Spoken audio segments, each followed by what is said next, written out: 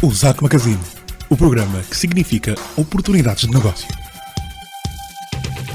Todas as quartas-feiras, das 10 às 11 horas na LAC, aqui, na sua antena.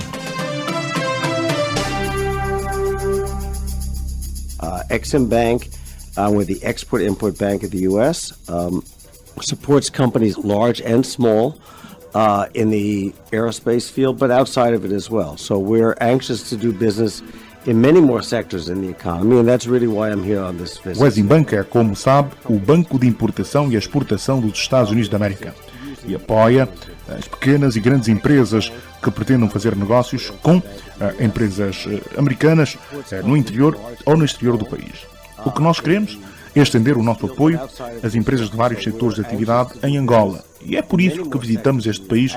Queremos estender a nossa atuação a outros setores da atividade económica, uma vez que o setor dos transportes consome grande parte dos recursos que providenciamos para Angola. Queremos que outros setores também beneficiem deste nosso apoio ao processo de diversificação da economia angolana.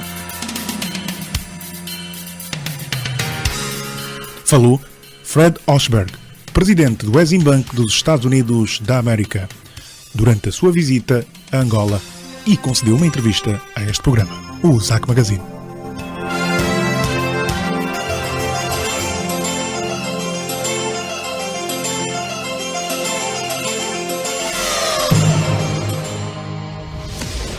O ZAC Magazine, um programa que impulsiona relações de boa parceria.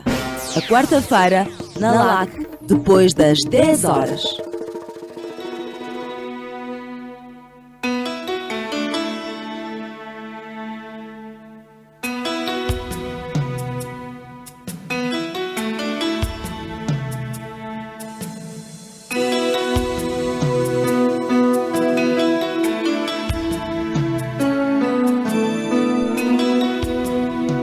Agora 10 horas e mais 44 minutos, continua a acompanhar o programa o ZAC Magazine. O presidente Barack Obama irá acolher a Cimeira Estados Unidos-África em Washington de terça-feira 5 de agosto a quarta-feira 6 de agosto de 2014. Esta cimeira histórica, a primeira desta natureza, trará aos Estados Unidos líderes do continente africano para fortalecer ainda mais os laços com uma das regiões mais dinâmicas e que cresce de forma mais rápida no mundo melhor. O tema da cimeira é investir na próxima geração.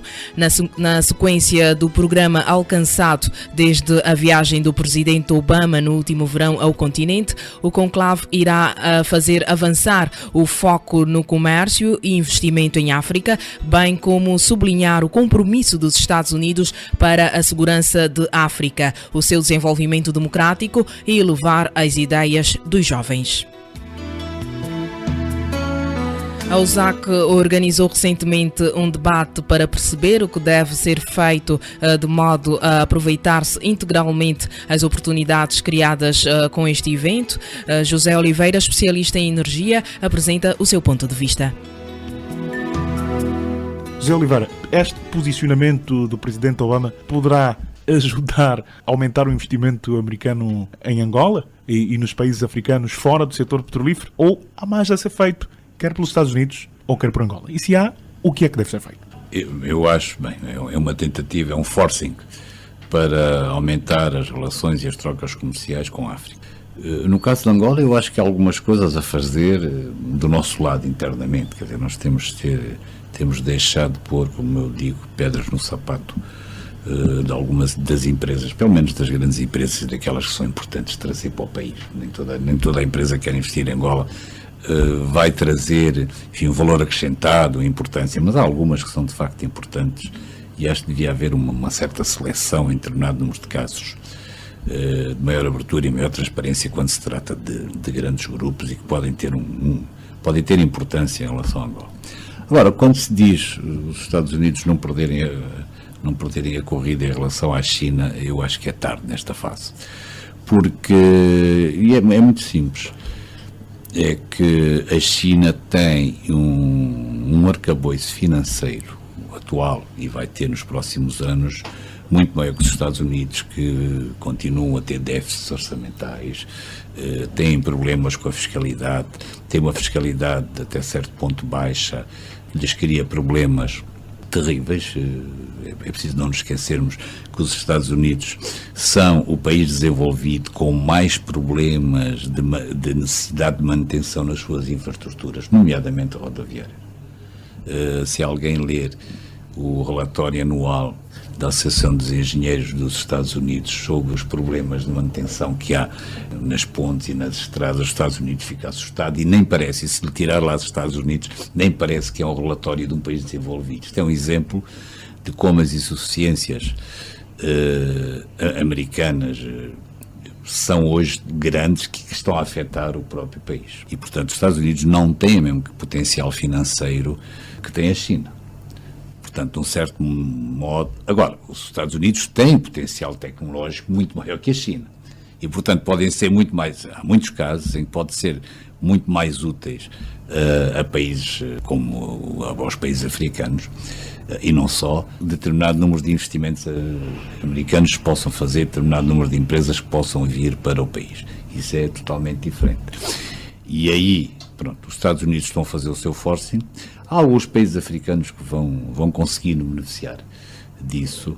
Eu penso que Angola, pronto, as relações políticas são boas, já tem 20 anos, como a gente viu, portanto é a altura, como eu disse na primeira intervenção, é preciso estudar, analisar e ver porque que não temos investimento americano, digo desse nome, dentro do país. E se calhar vai haver algumas surpresas, mas era preciso fazer esse esforço para ver onde é que estamos a falhar. Então, José Oliveira defende que, antes de irmos para a Cimeira Estados Unidos-África, é importante percebermos as verdadeiras razões. As verdadeiras razões porque há dificuldade e não se consegue, raramente se consegue que empresas americanas venham investir em Angola. E sabe-se que há muitas que às vezes estariam interessadas em vir investir. Há coisas que nós todos sabemos, o custo de vida é muito elevado e se assusta quando uma empresa quer chegar a Luanda, mesmo até as petrolíferas se assustam quando começam com os custos de vida. O problema é que o custo de capital humano, de falta de quadros séniores nas mais diversas especialidades, nomeadamente se é indústria, a gente pensa em engenheiros. Mas essas são coisas já conhecidas, mas não será só isto. Tem de haver outros motivos. Eu dei há bocado o exemplo que assustou essa primeira delegação que cá veio após a paz, foi não haver uma coisa taxativa do BNA, se o investimento é legal, está feito segundo todas as normas, os lucros não precisam de ser, se não há necessidade de reinvestir lucros, têm de ser automaticamente transferíveis. Esse tipo isso são exemplos, mas haverá outras questões e eu acho que era importante analisar, porque nós temos 10 anos já de paz e, portanto, 10 anos, sabíamos porque é que não vinham antes, não é? Mas agora não percebemos e era importante chegar lá e levar alguns dados novos.